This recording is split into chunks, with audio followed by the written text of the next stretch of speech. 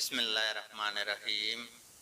بادشاہ کے مال میں صفائی کرتے جب ایک بانگی کی نظر ملکہ پر پڑی تو وہ پہلی نظر میں اس پر فدا ہو گیا، لیکن اپنی حیثیت اور ملکہ کی حیثیت میں فرق دیکھا تو سر جھکائے وہاں سے چلا گیا۔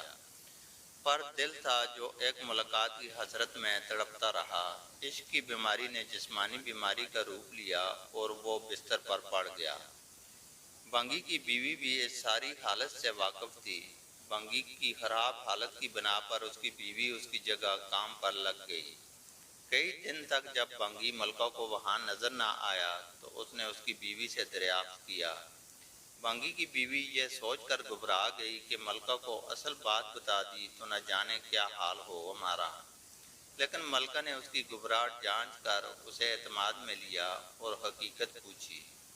بانگی کی بیوی نے وہ ساری صورتحال ملکہ کے گوش گزار کر دی۔ تب ملکہ نے اسے کہا کہ اس سے ملاقات کا یہی ایک راستہ ہے، تم اپنے شوہر سے جا کر کہہ دو کہ کل وہ شہر سے باہر کسی رستے پر بیٹھ جائے اور بس اللہ اللہ کرتا رہے، نہ تو کسی سے بات کرے اور نہ ہی کسی کا دیا کوئی تحفہ قبول کرے۔ ایسا کرنے سے جب اس کے چرچے بادشاہ تک پہنچیں گے تو ملاقات کے راستے بھی کھل جائیں گے۔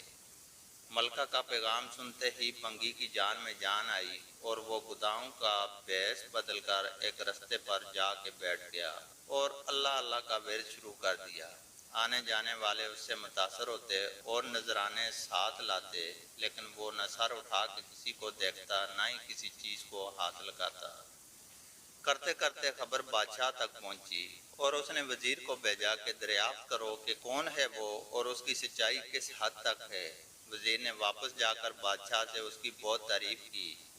بادشاہ فیض پانے کی غرض سے خود چل کر اس کے پاس گیا اور ہر طرف اس کے چرچے ہونے لگے تو ملکہ نے بادشاہ سے اجازت مانگی۔ اسی اثناء میں جب بانگی کو اس بات کا احساس ہوا کہ اب تک وہ دل سے نہیں، صرف ایک دنیاوی مقصد کے تحت ہی اللہ پاک کے نام کی تسبیح کر رہا تھا۔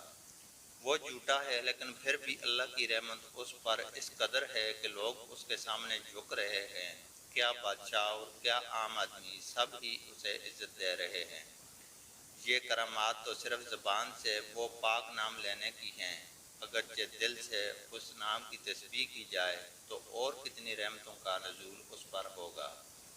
جب ملکہ اس کے پاس پہنچی تو اس نے سر اٹھا کے اس کی طرف نہ دیکھا اور وہ مطمئن ہوئی کہ کوئی آج اس کی وجہ سے اللہ کے قریب ہو گیا۔